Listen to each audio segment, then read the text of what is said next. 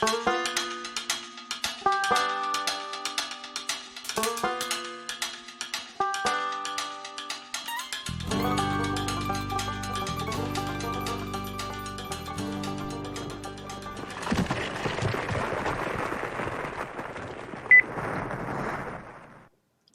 hello, and welcome to the 142nd Curmudgeon in the Cellar. Now, before this is over, make sure you have a pencil and a paper. How dated is that? Make sure you have something to record some data with, whether you go old school or new. Because I got some games coming up that you might want to come play in online. Okay. Don't have a lot of things, a lot of different topics tonight, but I've got a couple that I think are going to be real interesting. So let's get going. Remember last couple of episodes, I've mentioned the fact that all the today's video games owe a huge debt to D&D with levels and experience and lives, and all that. Well, I don't know about your Facebook feed, but mine lately has been blowing up with slot machines. Hi, come play our slot machines. We'll give you 500,000 chips to come play, et cetera, et cetera. Which, granted, if they give you a boatload of chips and you can set it on auto dial, it's kind of mesmerizing to sit there and kind of trance out watching the wheel spin. But there's a couple of things I don't understand. Number one, what do you need a level for pulling a handle in a slot machine? But they have levels up, level up, level up. And every time you level up, they give you more free chips. But then the chips run out. So I say goodbye. Other people apparently pay real money to get fake money that won't buy them anything. I'm still trying to figure out how that happened and wish I'd been the one to think of it. Because, man, what a scheme that is. Hi, give me some real currency and I'll give you some phony currency. And even though you win 1 billion of these phony currency units, they won't get you a dick. Wow.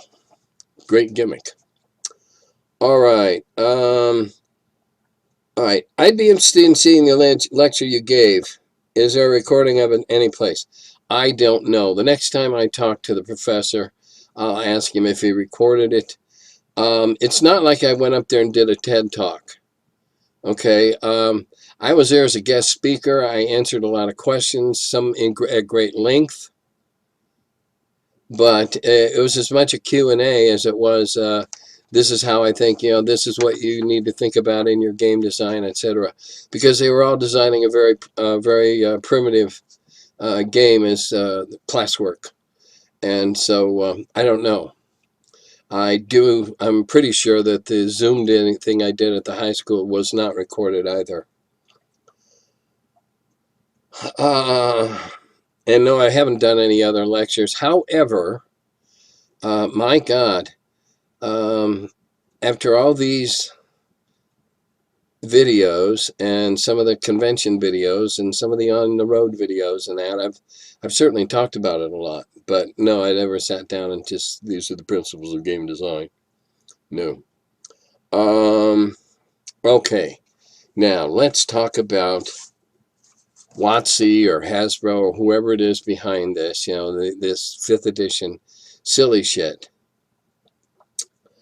No more race penalties.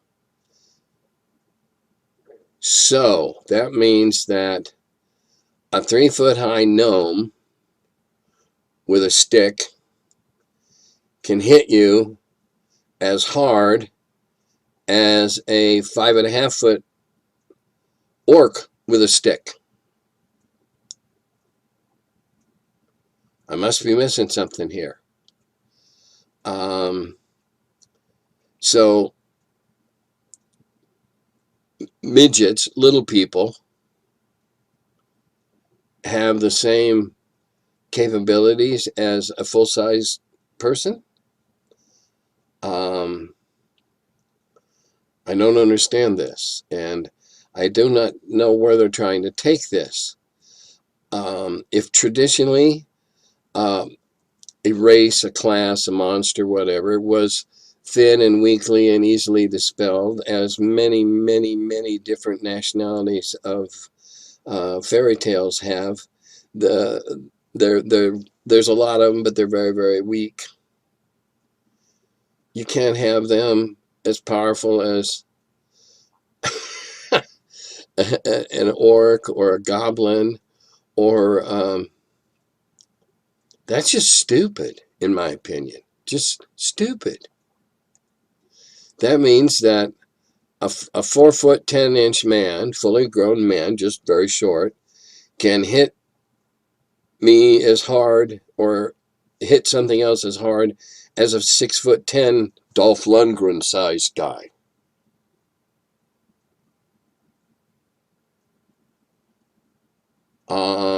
Maybe they ought to just all go back to everybody rolls a d6. Now, on the other hand, to take the devil's advocate part, if hit points are truly a measure of your ability to avoid the fatal blow, then if a small adversary thwacks you, who's to say that whatever happened isn't shaving off that luck factor of avoiding those blows? I don't know. But I do know it's getting silly. I've been playing this game since 1974. Half of my family, my descendants, are black or partially black. Never once did I ever think the orcs or the goblins, or never once did that occur to me. Give me a break. Somebody must be looking for a reason to feel like they've been pissed on. Play what you want to play. If you want to play woke and all that, fine. Go play like that. But us old schoolers, we'll play old school. And I'm going to be doing it online at a couple of online events that I'll tell you about at the end of the show. Just wondering if you're tempted to do a midweek election special video.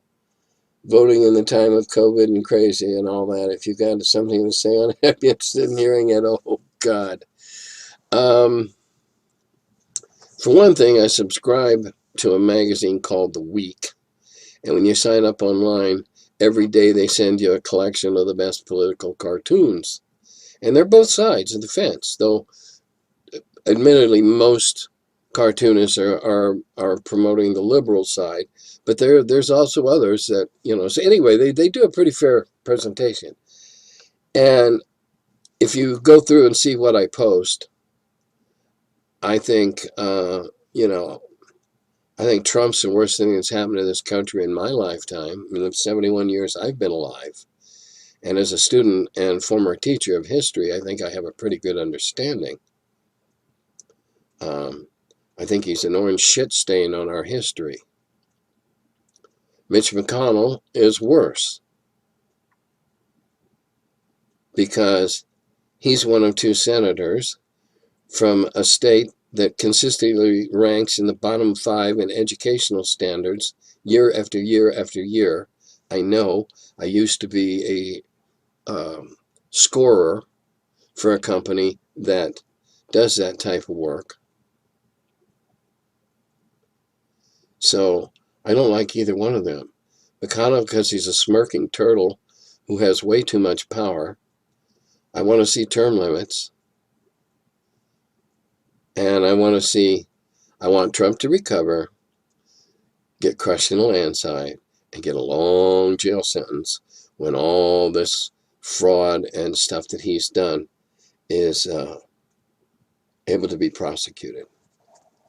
But I don't think I need to go on any of that because I'd end up ranting like Lewis Black, probably more obscenely.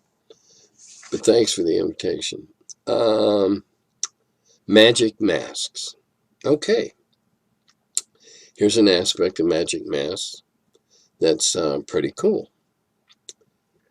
It might seem a bit obvious, but a mask that improves charisma would seem a natural fit. Also, obvious but intriguing. Masks that improve the cephalic senses, sight, smell, taste, hearing. Or if mask is cursed, apply the adverse to the above. And how about a glamour on the mask to ward off suspicion in no mask cultures?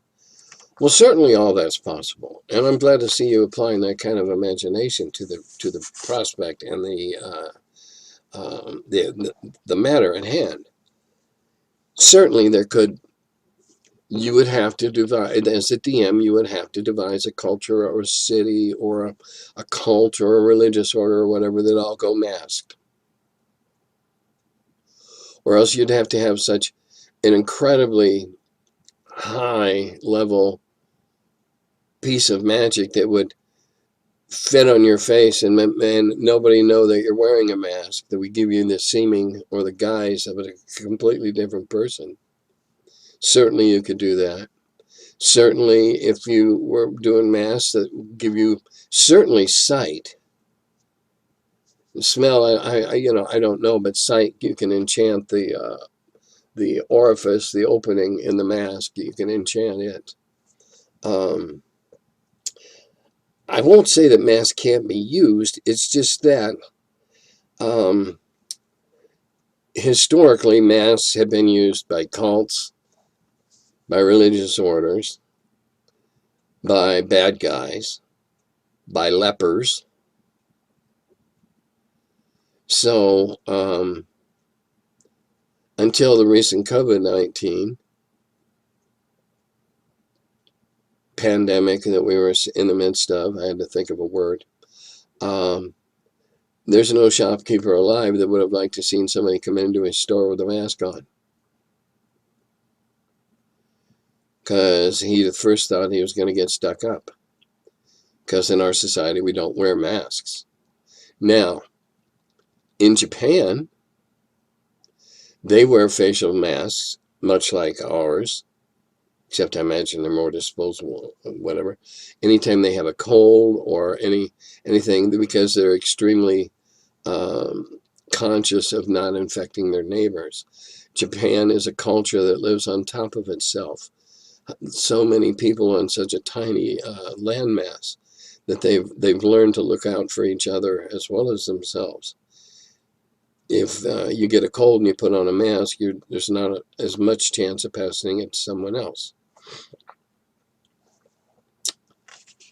It all depends on the cultural bias around masks. If you're in if your world setting has masked balls and what have you, well then a really fancy pair of eyes and feathers coming out your ears, whatever that is ensorcelled could give you be a great thing for a thief if he could look and see whose pockets are worth picking. There's lots of things you could do with it. Okay, now here's the next one that I'm going to give you 2-3 different ways to take it so it's your own. I'm running a game for my kids, all under 10, and I let them help me design the setting. It's a forest they named the Fairy Forest, but fairies are no longer live there. I'm interested in your idea as to why fairies left the forest. Care to help me? Certainly. I can give you a bunch of good ideas. Well, several good ideas of why the fairies aren't there. First thing to consider is, have your kids, all under 10, been read any stories where not all the fae are good?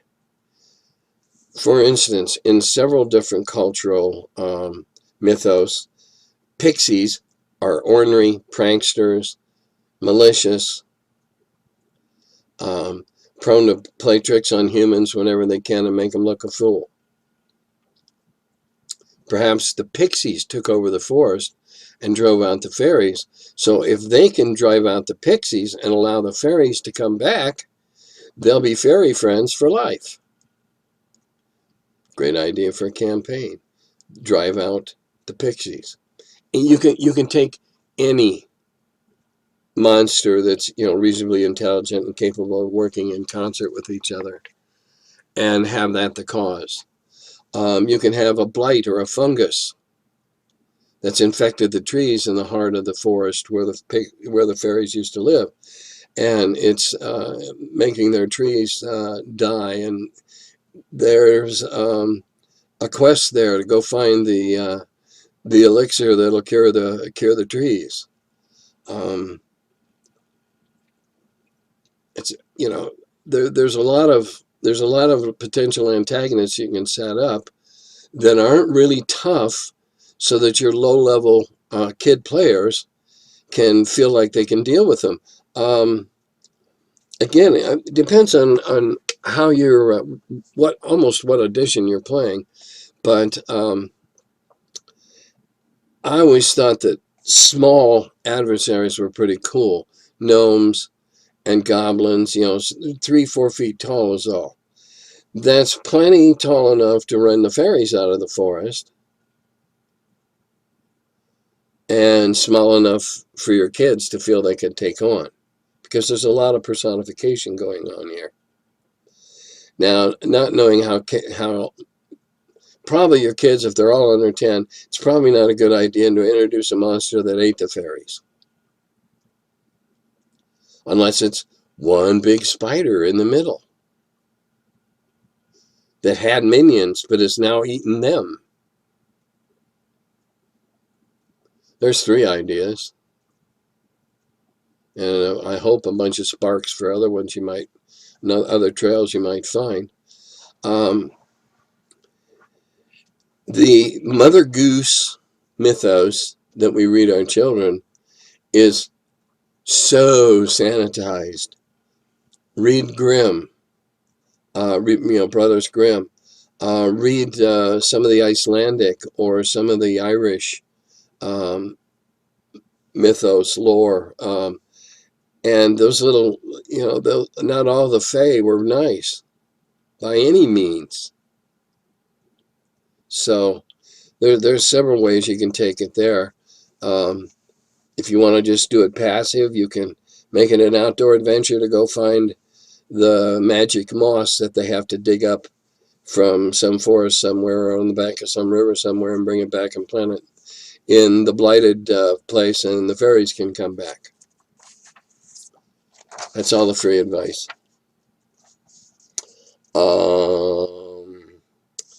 Okay, this is a very interesting question. And in fact, the next 2 are related. And then I don't have anything else except what I'm going to be doing. Are magic items affected by lower mana and higher mana places in your world? No. I believe that magic items, whatever they are, have the magic intrinsically bound within them, permeating whatever it is. It's their own power source.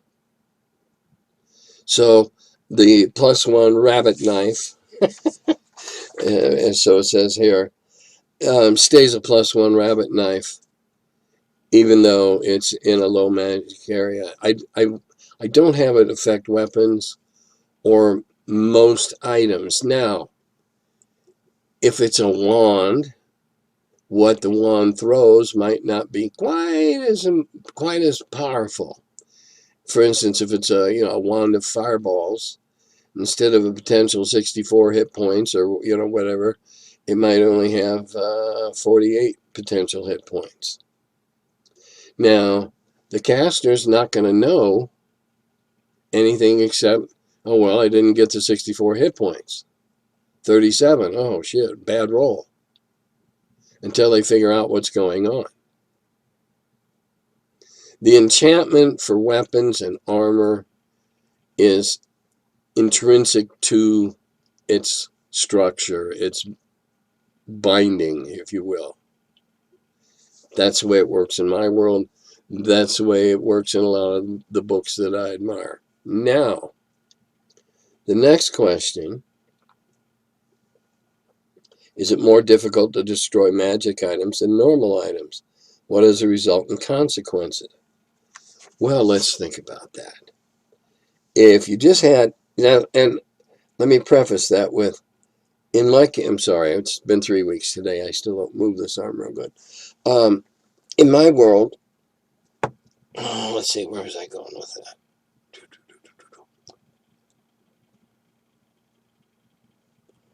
I kind of, when my shoulder shot me. Okay.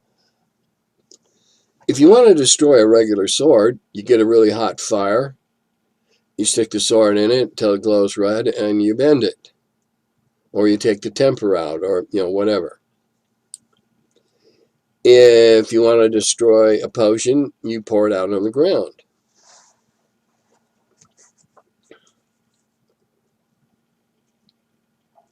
That, depending upon what it lands on, you could have interesting chemical reactions there.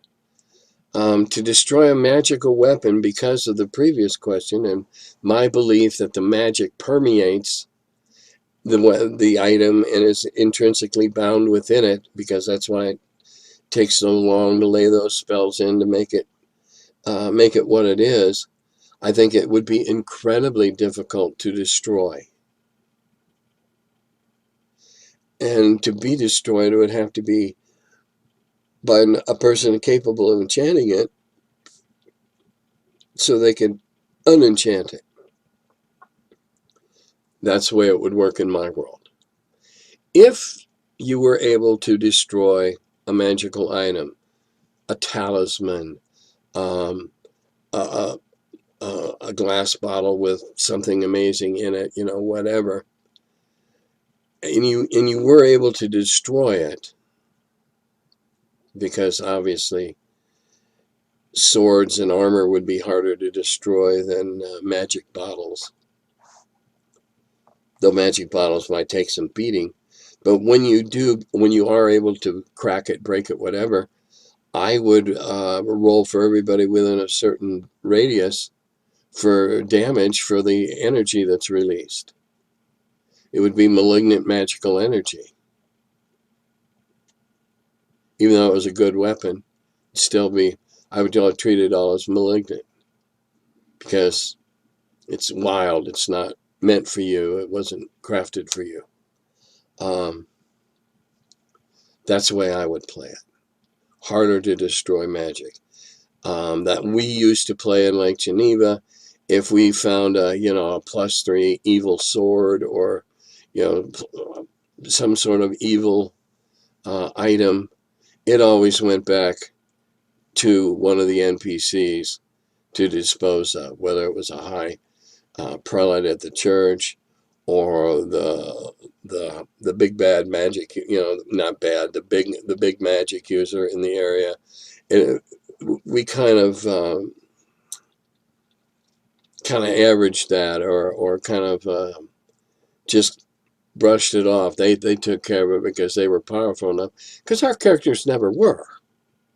Because I would think that if you're going to unmake a magical item, you'd have to be at least 50% more levels higher. So if it was enchanted by a 12th, you'd have to be an 18, because you're undoing somebody else's magic. It should be hard. That's why it takes time and study and gold. That's why. That was always the abstraction anyway. Okay, pencil and paper time. I'm going to be running 2 Wheel of Blames.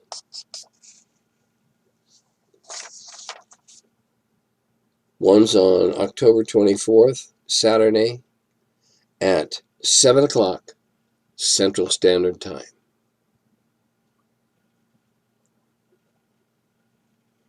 I'm going to be running one on November 14th, also a Saturday, at 8 o'clock Central Standard Time. Now, both of these can be found through the North Texas RPG Con site. That's ntrpgcon.com.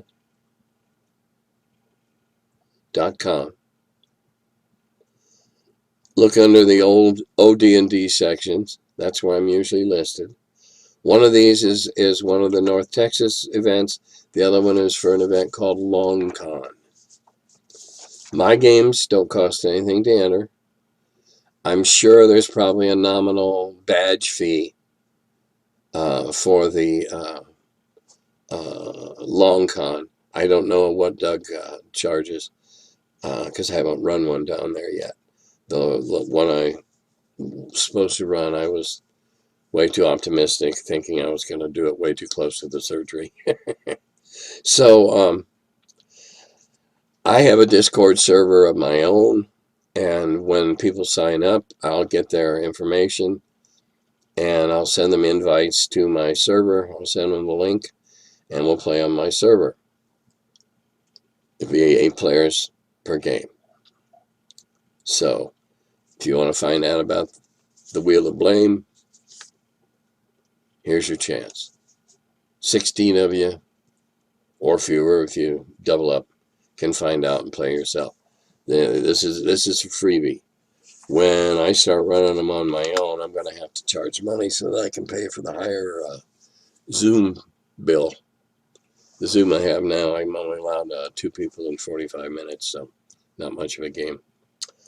I think that's about it. It's been an interesting week. A fly stuck on somebody's hair product seems to have captured the nation's attention. Strange times we live in. Do what you need to stay safe. Keep yourself healthy. Wash your hands, cough in your sleeve.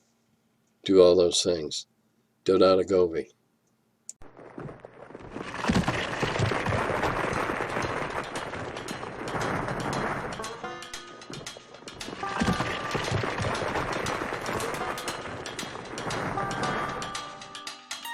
Oh, hello. I'm still figuring out when this thing starts. Welcome to my cellar. He's the curmudgeon who wrote about the dungeons. Now he's the feller, live from the cellar. Talks about D&D and old school RPGs. Still quite a feller, the curmudgeon in the cellar. Last man around when them rates went down. Calling Gary in that Lake Geneva town. Hey Gary, it's an awful mess. Let me edit, we'll have success. D&D and Dragon Magazine. He's the curmudgeon who wrote about the dungeons. Now he's the feller, live from the cellar. Talks about D&D and old school RPGs, but he's still quite the feller, the curmudgeon in the cellar. Magic missile, it's a mortar shell. Make it hit in the first level spell. Brought psionics to the game to attack that wizard brain. PSR and fantasy, collection of micro armory. Tight with tramp under a tree, high as could be. He's the curmudgeon who wrote about the dungeons. Now he's the feller, live from the cellar. Talks about D&D and old school RPGs, but he's still quite the feller, the curmudgeon in the cellar. Still quite the feller, the curmudgeon in the cellar. Curmudgeon.